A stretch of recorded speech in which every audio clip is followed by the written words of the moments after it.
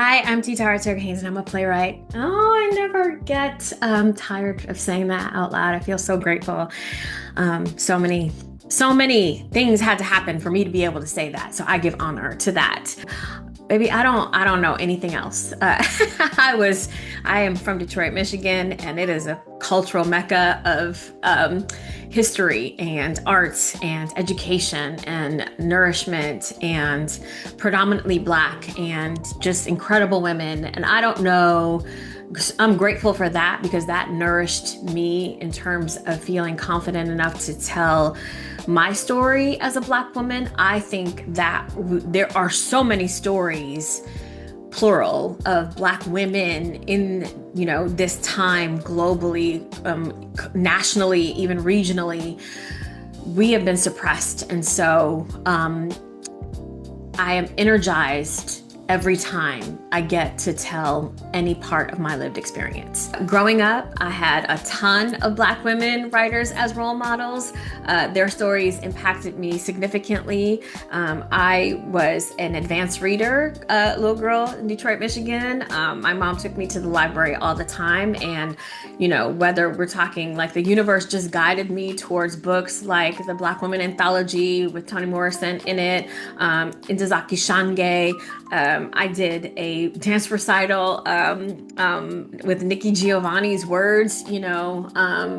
I was born in the Congo. Like, it's so intrinsically in my bones, the efforts of these women, Zora Neale Hurston, Toni Cade Bambara, the rich complexities, the ability to use language to identify the many different vast experiences that we're all having, always completely inspired by one or more of them at all times. And then I grew up to be around such incredible Black women writers as an adult that still inspire me. A Jessica Kira Moore, a Donna Monique Morisseau, a Cynthia Grace Robinson. Like, there's so, there's so many.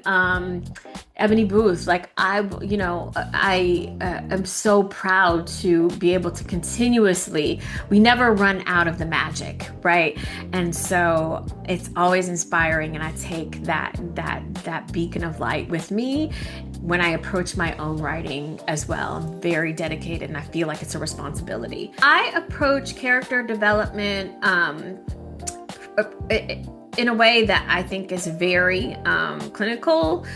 So right now, one of my specialties and what I really love doing is taking a moment in history and fictionalizing it. I've done this with Zora Neale Hurston. I've done this with the movie Paris Blues, really taking an approach of if we could go back to these moments, fictionalize them, give a little bit of more complexity and story from a Black woman perspective of what actually happened. I believe in connecting the dots so that we are all in a universal timeline that doesn't feel so siloed.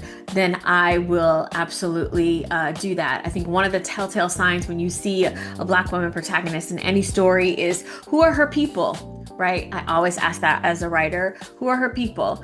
We'll see some story about a Black woman and she won't have a friend, a grandma, a cousin, anything. She just grew out of nowhere, and not on my watch. So I am always about making sure that you see the unseen hands touching my characters at all times. And I'm super grateful to be able to continue that tradition that started way before me, and excited that it's gonna continue on down way, way, way, way, way after me.